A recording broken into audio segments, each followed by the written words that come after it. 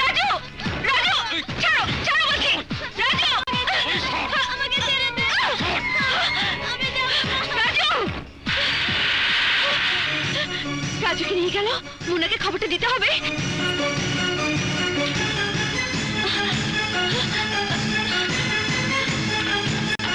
মুন্না, মুন্না, ইস্কান্দর মির্জার লোক রাজুকে ধরে নিয়ে গেছে।